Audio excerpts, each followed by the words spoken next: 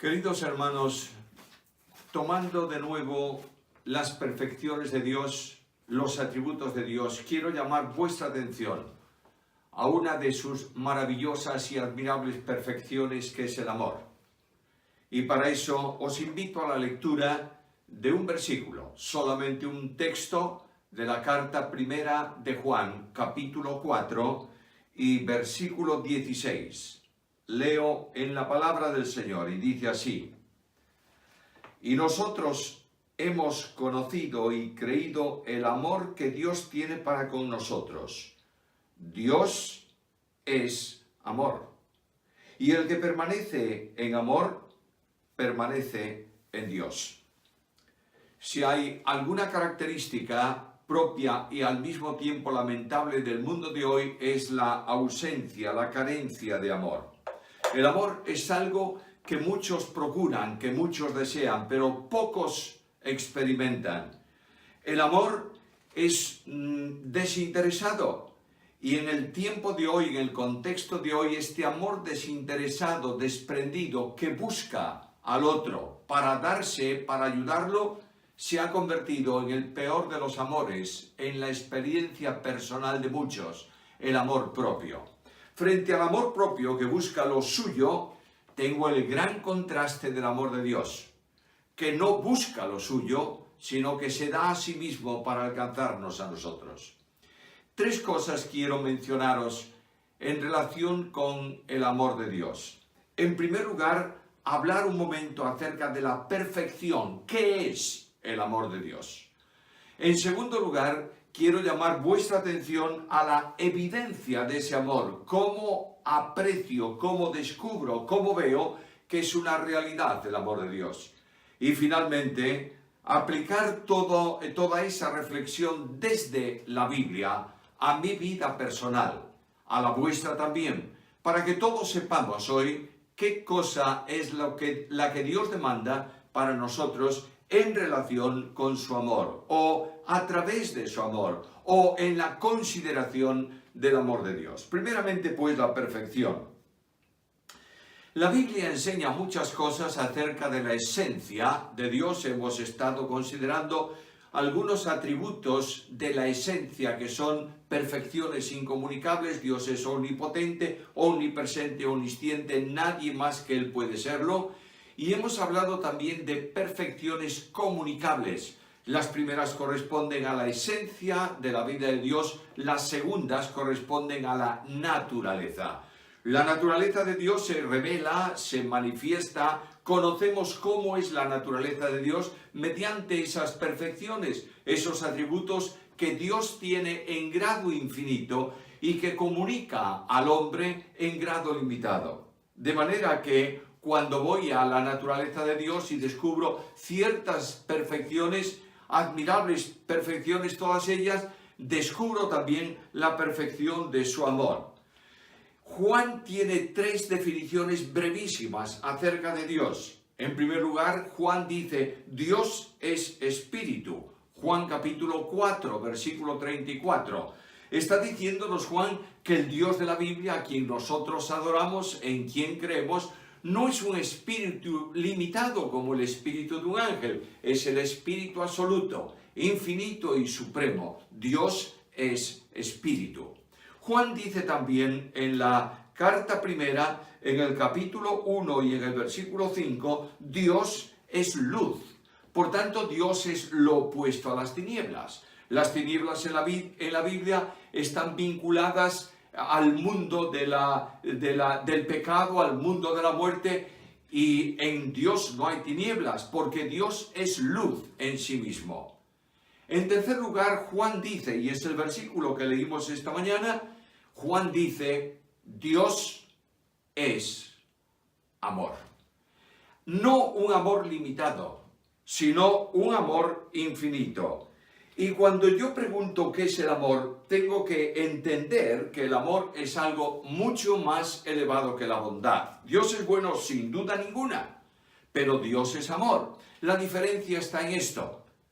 El amor es la bondad que busca una relación. De manera que en el amor Dios viene al encuentro del hombre. En el amor Dios busca al hombre. En el amor Dios se aproxima al hombre. Y es necesario que entendamos bien qué cosa es el amor de Dios. Cuando quiero definir qué es el amor en cuanto a atributo de Dios, a perfección de Dios, tengo que decir que el amor es la perfección divina que lleva a Dios a entregarse a sí mismo en favor de otro. El amor de Dios es lo que le lleva a acercarse al pecador. El amor de Dios es aquello que le conduce a buscar a los perdidos. De manera que ya entendemos algo muy claro. Dios es amor, es la bondad suya que viene a nuestro encuentro, que se acerca a nosotros con un ministerio, una obra, un propósito que tiene que ver con la bendición más grande que el hombre, el ser humano, puede alcanzar. Esta es la perfección de Dios. Dios es amor. Ahora, ¿cuáles son las características de ese amor? En primer lugar, el amor de Dios es incondicional. Me sorprende enormemente ver que Dios nos ama sin ser merecedores de ese amor. Que los destinatarios del amor de Dios son aquellos que tienen a Dios por enemigo. A veces entendemos mal aquel versículo que dice que enemigos de Dios en malas obras, como si Dios nos considerase a nosotros sus enemigos. No, es justamente al revés. Nosotros, a causa de nuestro pecado, de nuestros problemas, de nuestras miserias espirituales, de nuestra sociedad personal, no queremos que la luz de Dios brille y alumbre nuestros defectos y lo consideramos a Dios como nuestro enemigo. Y en alguna medida estamos diciéndole a Dios: apártate, no quiero conocerte, no te necesito. Voy a la Biblia y me doy cuenta que ese amor de Dios es absolutamente incondicional e incomprensible. Mirad lo que dice el apóstol Pedro en su carta primera y en el capítulo 2, versículos 9 y 10. Dice así: mas vosotros sois linaje escogido, real sacerdocio, nación santa, pueblo adquirido por Dios, para que anunciéis las virtudes de aquel que os llamó de las tinieblas a su luz admirable. Ahora presta atención a estas palabras que siguen. Vosotros, que en otro tiempo no erais pueblo, pero que ahora sois pueblo de Dios, que en otro tiempo no habíais alcanzado misericordia, pero ahora habéis alcanzado misericordia. Dios había dicho a Israel algo parecido. Yo no te amo, le dice Dios a Israel. No te amo porque tú seas grande, eras el más insignificante de todos los pueblos de la tierra, pero yo te amo por cuanto eres muy querido para mí. ¿Lo entiendes? ¿Tú puedes entender que Dios ame a los que están sucios mientras Él les limpió? ¿Tú puedes entender que Dios desee la comunión, el compañerismo, el alcanzar a aquellos que están sumergidos, metidos, envueltos en la atmósfera del pecado cuando Él es santo? Yo no lo puedo entender. Es más, este amor de Dios que es incondicional para mí es antinatural desde el punto de vista del hombre. Yo amo aquello que me favorece. Yo amo aquello que de alguna manera, con lo que de alguna manera tengo una relación personal. Amo a mi esposa, amo a mis hijos, amo a mi familia, amo a mis amigos, amo aquello que me satisface, mi deporte favorito, lo que sea. Pero Dios ama a los que no somos merecedores en nada de su amor personal. Por tanto, ama al pecador sin razón alguna para hacerlo. Lo ama contra toda lógica. Y lo ama precisamente porque es bueno, es misericordioso, porque es amor en manifestación de vida. Amó a los creyentes antes de serlo y nos ama a nosotros hoy a pesar de que nuestras vidas son unas vidas que no alcanzan las cotas que Él ha determinado para nosotros. Dios toma siempre la iniciativa en el amor. No es que nosotros hayamos amado a Dios, es que Él nos amó a nosotros. ¡Qué admirable dimensión! Créeme que cuando yo considero, reflexiono acerca del amor de Dios, Muchas veces llego a un punto que digo, no puedo entenderlo, y guardo silencio. Y lo único que puedo hacer es decir en una oración íntima desde el fondo de mi alma, gracias Señor, gracias porque me amaste. No lo merezco, pero tú me amaste. ¿Cuántas veces recuerdo aquellos antiguos himnos que de alguna manera hemos ido olvidando? Los hemos ido arrinconando porque la música de esos himnos son cosas antiguas y necesitamos ritmos modernos. Los hemos ido arrinconando porque son demasiado largos y hoy necesitamos brevedad en todo. Los hemos ido arrinconando porque la gente que entre de la calle a nuestros templos y cantamos ese tipo de himnos van a decir, vaya música que tienen estos. Cuando yo voy a algún lado y escucho desde la calle, en la puerta de un templo, ese estilo de cántico, sé que ese pueblo está cantando un himno a Dios. Oh, amigos míos, queridos hermanos, los himnos antiguos tienen un enorme tesoro. También los himnos modernos, por favor. Nadie piense que yo estoy en contra de la música moderna. Nadie piense que yo estoy en contra de las canciones modernas. Hay canciones modernas impresionantes en cuanto a letra y en cuanto a doctrina. Y lo que el pueblo de Dios tiene que cantar no son repeticiones monótonas de cosas, sino específicamente glorificar a Dios y hablar de lo que Dios es, mucho antes de hablar de lo que yo soy para Dios. Recuerdo uno de esos antiguos, que no viejos himnos. ¿Cómo me gustaría oírlo en el día de hoy? Porque el contenido doctrinal de ese himno es insuperable. Y hay una estrofa que habla del amor incondicional de Dios.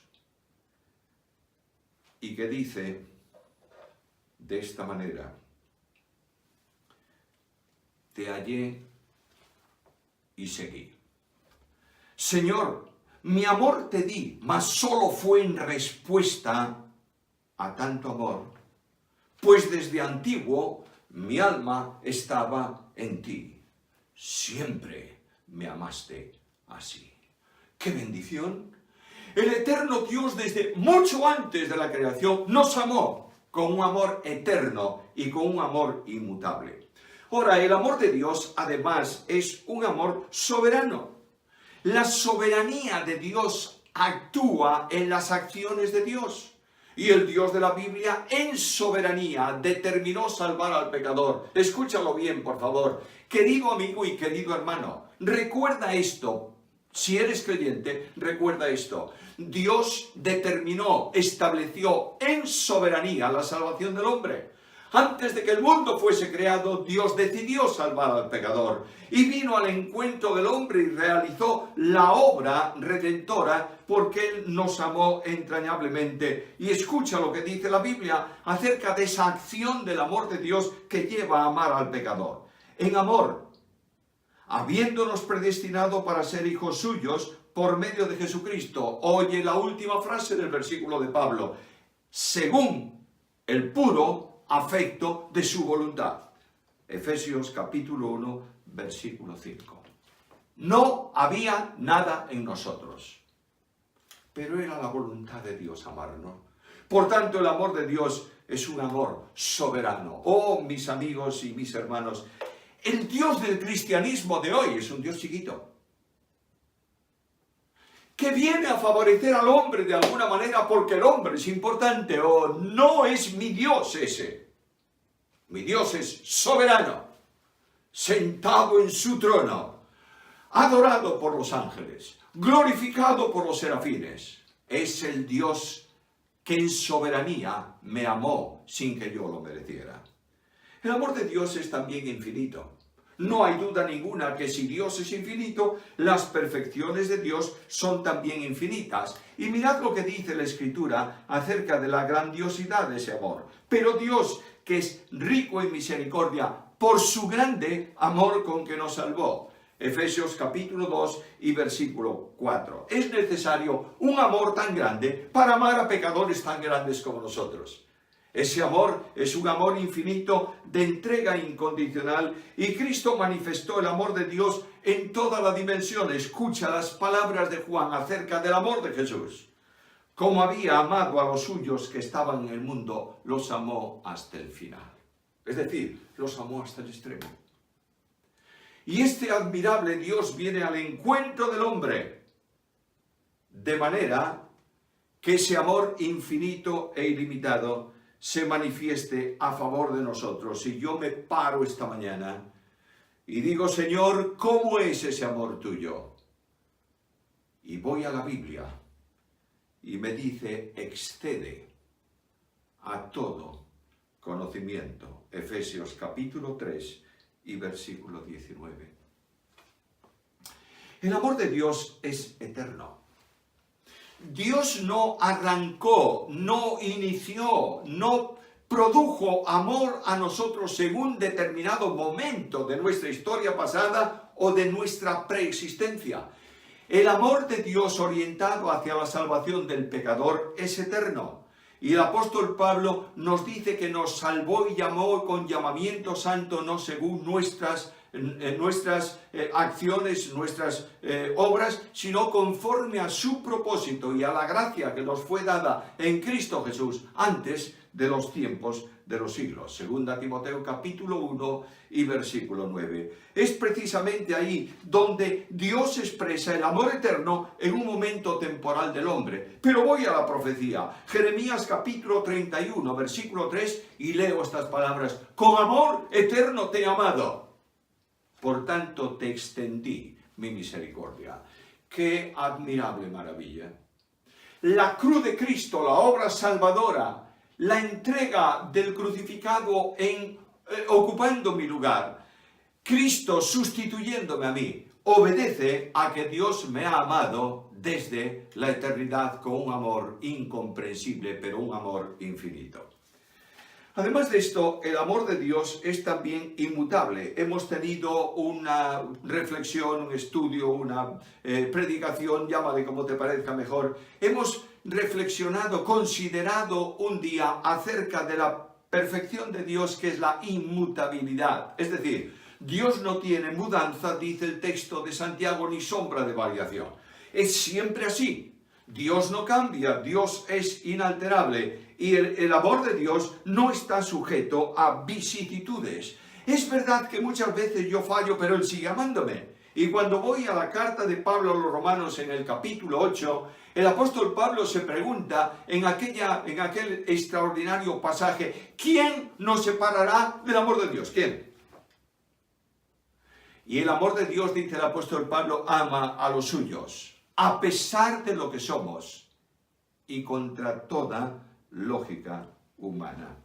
Mira, el amor de Dios es capaz de perdonar cualquiera de mis transgresiones y restaurarme a pesar de mis pecados.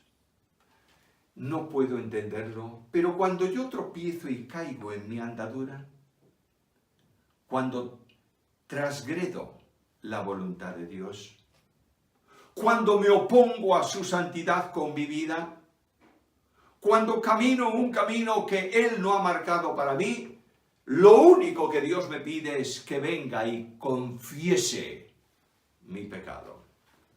Y confesando ese pecado, obtengo de nuevo una relación de comunión con Dios. Es sorprendente ese amor. Viene a mi mente hoy el ejemplo de Pedro. Todos conocéis lo que ocurrió con Pedro. No voy a repetiros ni a contaros la historia. Aquel hombre que habló siempre más de lo que debía. Aquel hombre que no pensaba mucho antes de hablar. Aquel hombre que dice, aunque todos te dejen, yo no. Y que cuando el Señor le dice, Pedro, ¿me vas a negar? Él le dice, no, Señor, estoy dispuesto a morir por ti. Pedro fue siempre así. Es el Pedro que le dice a Cristo cuando Cristo le dice a los discípulos: vamos a Jerusalén y el Hijo del Hombre será entregado en manos de pecadores y me crucificarán, lo crucificarán y al tercer día resucitará. Es el Pedro que inmediatamente le dice: Señor, no vayas allá, no te ocurra esto, de ningún modo te ocurra esto. Y Cristo le dice: apártate de mí, Satanás. ¿Por qué no piensas como piensa Dios, Pedro? Me encanta Pedro. Si alguien me dijera, ¿cuál de los 12? Y también con Pablo incluido, es el apóstol con el que más simpatizas, humanamente hablando, por supuesto, yo diría con Pedro. ¿Sabes por qué? Porque yo soy muy parecido a Pedro. Hablo demasiado. Prometo muchas cosas. Y muchas veces fallo en mis promesas a Dios. Y Pedro falló. Y de pronto, el día del encuentro con Pedro después de la resurrección. Ahí está Pedro. No sé si miraba a los ojos de Cristo o bajó su cabeza, porque Cristo le miraba. En torno a Pedro, sus compañeros. Estoy seguro que Pedro estaría pensando: ¿qué va a decirme ahora el Señor? Y el Señor le dice: ¿me amas? ¿Solo? ¿Solo? Y Pedro le contesta: sí, Señor, te amo. Y Cristo pregunta de nuevo a Pedro: ¿seguro? Se lo formula otra vez de la misma manera: ¿me amas? Sí, Señor, tú sabes que te amo. ¿De verdad, Pedro? Y Pedro siente el impacto de las palabras de Jesús y dice: Señor, tú sabes todas las cosas, tú sabes que te amo. Y siguen adelante. No hay otra exigencia, no hay otra demanda. Algunas veces preguntamos: ¿por qué motivo Cristo preguntó 3 veces a Pedro si le amaba? Bueno, era que tenía que perdonarle el pecado porque había negado 3 veces al Señor, y ahora el Señor le pregunta 3 veces si le ama, restaurando cada una de aquellas negativas de Pedro de manera ninguna. La Biblia presenta a Pedro saliendo fuera de aquel lugar y llorando amargamente. La confesión, el arrepentimiento se había manifestado y la deuda de ese pecado estaba cancelada. Lo que está diciéndole el Señor a Pedro es algo que siempre pasa, o muchas veces pasa desapercibido en nuestra vida. Está diciéndole, después de cada una de las veces que Pedro responde: sí, Señor, te amo, Cristo le dice: apacienta mis ovejas. Está diciéndole a Pedro algo esencial: Pedro, no puedes apacentar mis ovejas si no me amas. La labor pastoral en una iglesia no consiste en cosas que hagamos, sino en el amor que demostremos. Se necesita mucho amor personal para buscar al que se ha extraviado, incluso voluntariamente. Se necesita mucho amor personal para pasar por alto las ofensas recibidas. Se necesita mucho amor por la iglesia para sufrir durante mucho tiempo dificultades y problemas. Pero el ministerio bíblico, no importa cuál sea, pastor de la iglesia, predicador del evangelio, ministro, no importa lo que sea, no hay forma de servir a Dios sin el amor de Cristo. ¿Entendemos esto?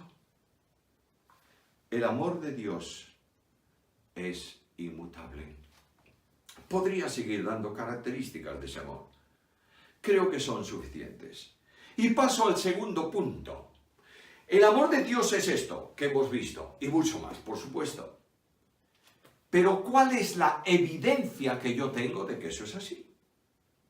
Hasta ahora simplemente he hablado de definiciones bíblico-teológicas para darnos a entender, para que yo comprenda cómo es el amor de Dios.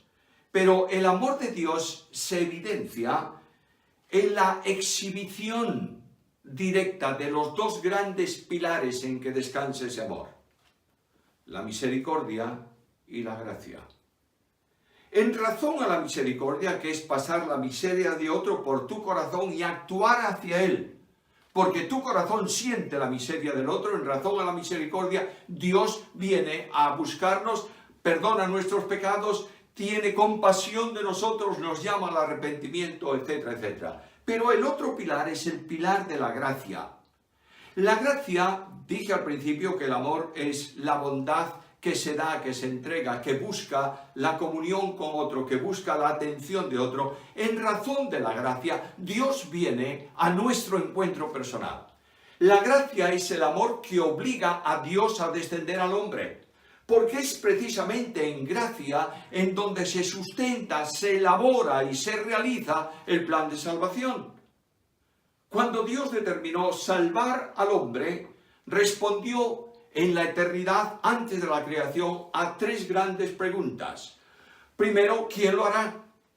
Segundo, ¿cómo lo hará? Tercero, ¿cuándo lo hará?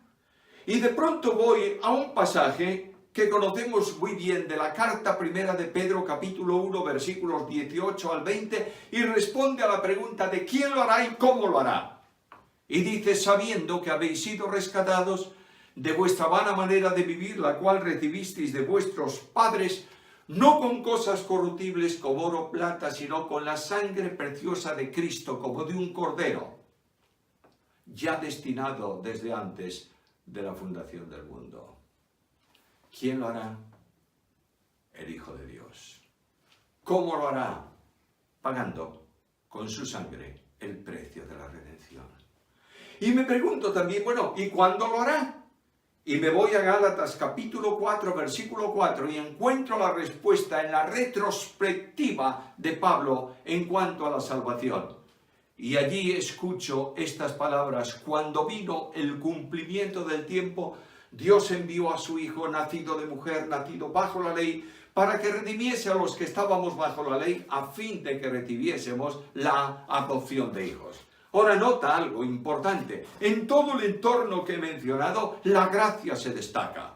Y de pronto, cuando Dios decide salvar al pecador, la gracia, que es el amor orientado al pecador, la gracia de Dios fluye en la infinidad del amor de Dios y se deposita en el único recipiente infinito que puede contenerla, que es Jesucristo nuestro Señor.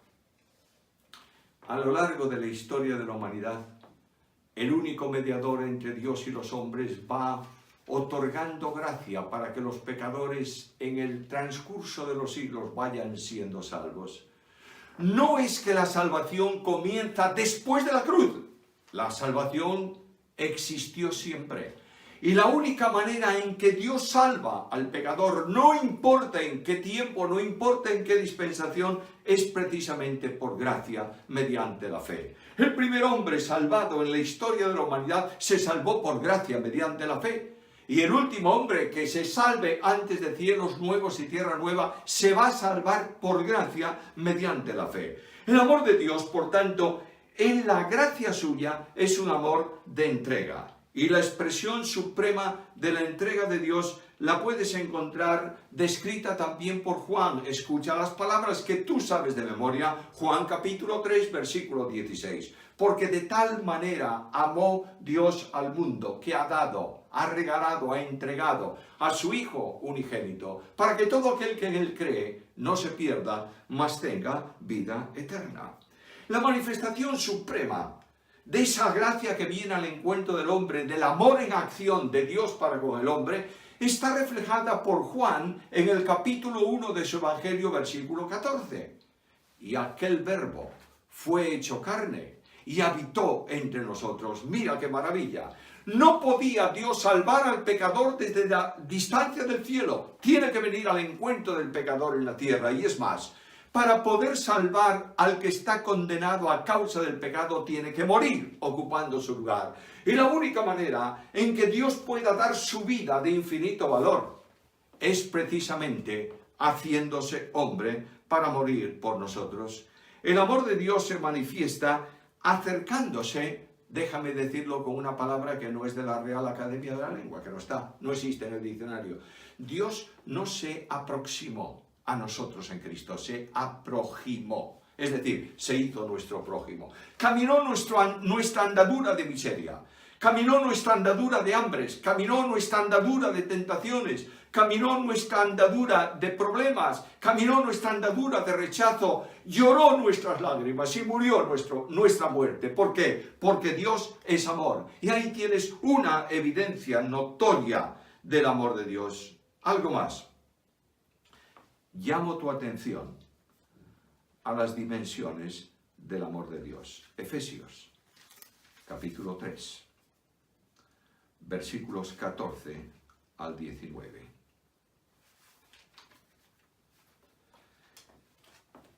Por esta causa doblo mis rodillas ante el Padre de nuestro Señor Jesucristo, de quien toma nombre toda familia en los cielos y en la tierra, para que os dé conforme a las riquezas de su gloria, el ser fortalecidos con poder en el hombre interior por su Espíritu, para que habite Cristo por la fe en vuestros corazones, a fin de que, arraigados y cimentados en amor, nota esto, por favor, seáis plenamente capaces de comprender con todos los santos cuál sea la anchura, la longitud y la profundidad y la altura, y de conocer el amor de Cristo que excede a todo conocimiento, para que seáis llenos de toda la plenitud de Dios. El amor de Dios es un amor ancho. ¿Cómo puedo definirlo? ¿Cómo puedo ilustrarlo? Mira el crucificado con unos brazos abiertos, y en esos brazos abiertos del crucificado es como si Dios dijese: hay todavía lugar para uno más, a quien yo abrazo. El Señor me amó a mí, dice Pablo. No lo puedo entender. Créeme que esta mañana yo no puedo entender esa extensión del amor de Dios. Me amó a mí. Segunda medida del amor, la longitud. El amor en extensión, esa es la misericordia. Dios ama siempre. Esta mañana yo me he dado cuenta de que alguna falta hay en mi vida. Y me pregunto, ¿me ama Dios? Y la respuesta es esta: te ama. Porque el amor de Dios es largo, te acompaña en la carrera de la vida cristiana hasta que encuentres a Cristo. Y aún allí, el amor de Dios va a continuar manifestándose hacia ti y hacia mí, en la presencia de Dios en los cielos, cuando estemos para siempre con Él.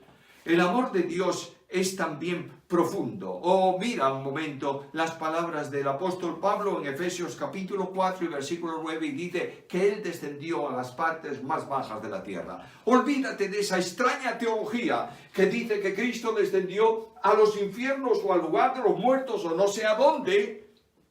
Y eso es lo que dice Pablo. No, Señor. Lo que Pablo dice allí es que Cristo bajó al lugar del más perdido de los pecadores, descendió a lo más profundo de la miseria del hombre para poder salvar a cualquier hombre en cualquier tiempo.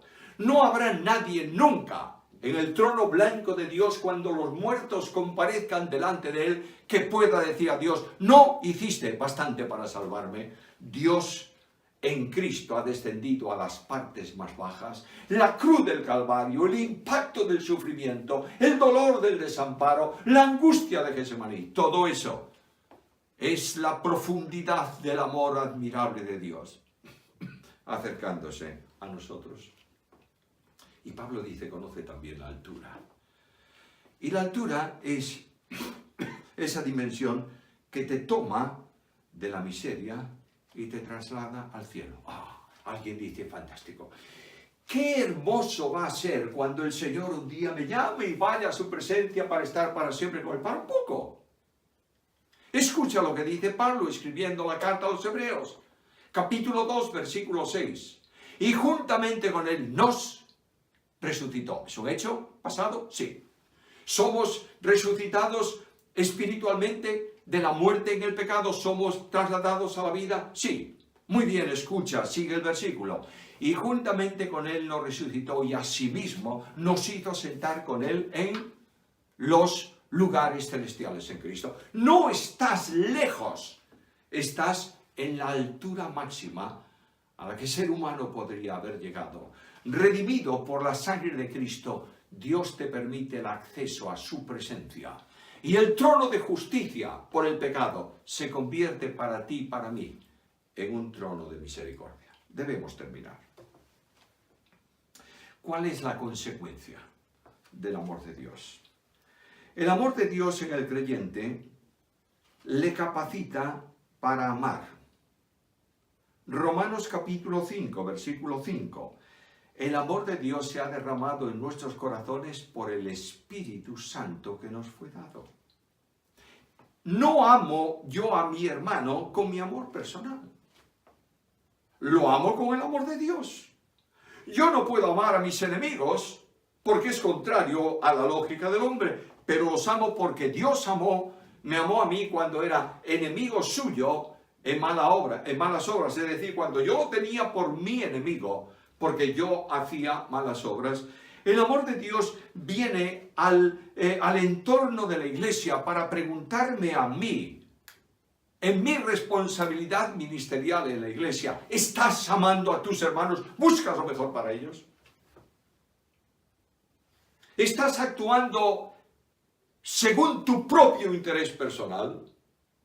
¿Estás buscando que tu camino conforme a lo que tú has determinado se ejecute? ¿Estás buscando la gloria personal para ti? ¿Estás buscando que la gente te aplauda por lo espiritual que eres? Si estás en ese camino, no estás siendo movido por el amor de Dios. El amor de Dios te lleva a la entrega a los demás, sin reserva ninguna. El amor de Dios es la razón del testimonio cristiano. ¿Cuál es el distintivo del discípulo? Escucha a Jesús: en esto conocerán todos que sois mis discípulos, si tuvieseis amor los unos para con los otros. Y cuando yo me pregunto si amo a todos, la Biblia me hace una advertencia solemne. Si eres incapaz de amar, tienes que preguntarte si eres salvo. De otra manera, la Biblia me pregunta, si no eres capaz de amar incondicionalmente a todos tus hermanos, no importa quién sea, no importa cómo piense, no importa si te causa, si es simpático o no para ti, si no puedes hacerlo, no puedes ministrar. Oh, déjame insistir en esto, por favor. A los profesores de la escuela dominical, a los líderes de juventud,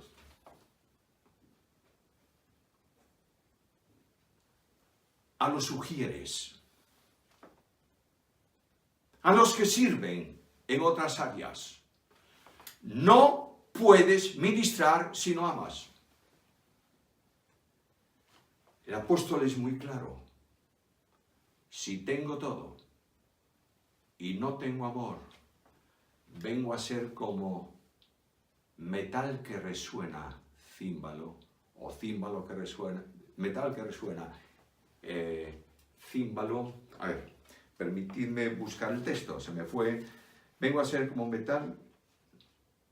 1 Corintios, hermanos míos, seguidme un momento, porque a veces de memoria se van las citas.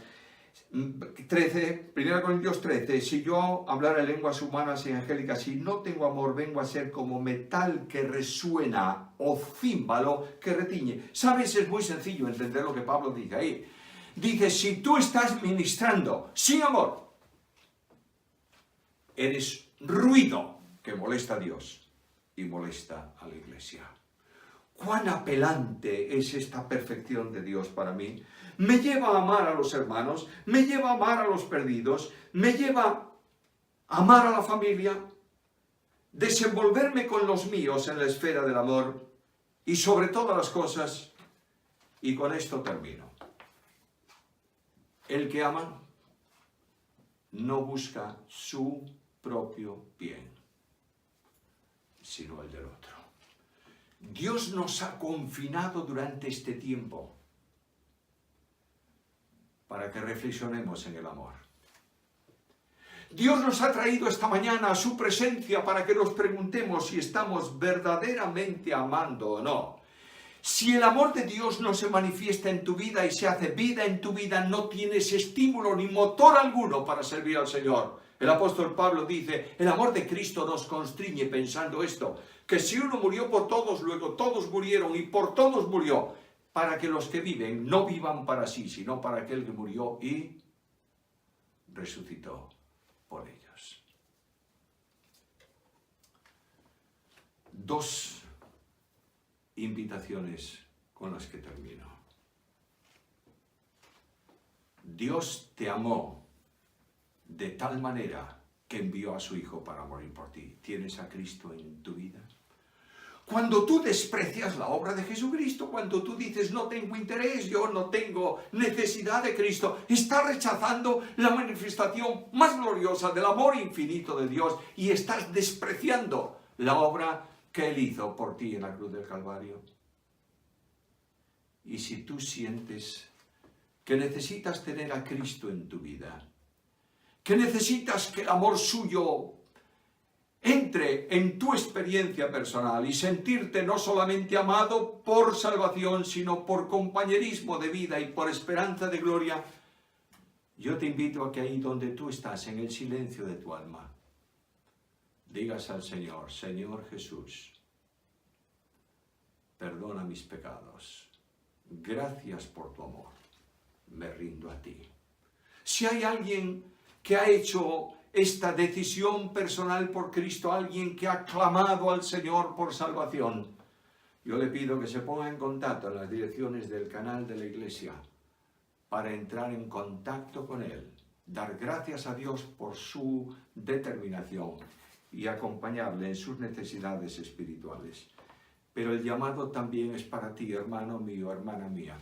Tú que estás delante de tu televisor o de tu ordenador o de tu móvil, siguiendo el culto de esta mañana, Dios te dice, te amé. ¿Me amas? Y es el momento para que ahí donde tú estás te pongas de rodillas, que poco doblamos nuestras rodillas, y digas al Señor, perdóname, Señor, por lo poco que te amo. Dame la bendición de vivir en la plenitud del Espíritu para sentir latir en mi alma tu amor y orientarlo de esa manera hacia los demás.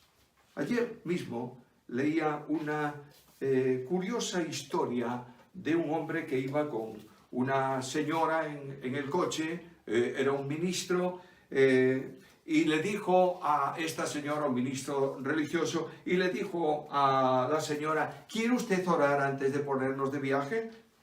Y aquella mujer, dice este hombre que le impactó mucho, hizo una oración muy extraña. Señor, recibe mi pasado, lo entrego a tu misericordia. Señor, te entrego también el futuro que aún no vino y lo entrego a tu providencia.